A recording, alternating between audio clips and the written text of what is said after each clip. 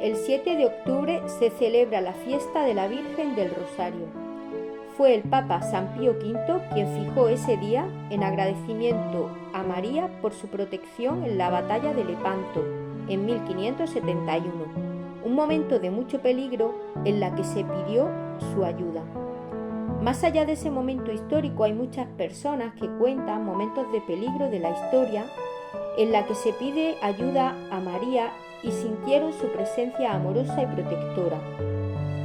Aunque siempre han existido personas que han pedido la protección de María, la forma de rezar ha evolucionado con el tiempo. El rosario, como oración de protección más estructurado, comenzó más adelante en la Edad Media con Santo Domingo de Guzmán.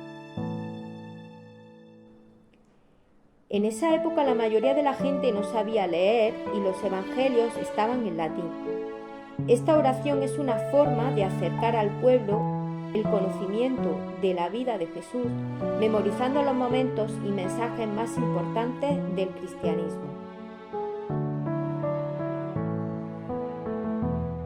Esta práctica se extendió rápidamente y se convirtió en una oración con mucha fuerza. ¿Por qué? Porque nos conecta directamente con los momentos más importantes de la vida de Jesucristo y María, momentos cargados de amor en los que Dios se manifiesta. La palabra rosario viene del latín rosarium, que significa jardín de rosas. Originalmente se refería a la corona de rosas que rodeaba a la Virgen en algunas imágenes antiguas. En las representaciones, la Virgen del Rosario suele aparecer coronada de estrellas, con un rosario en la mano y el niño Jesús en brazos.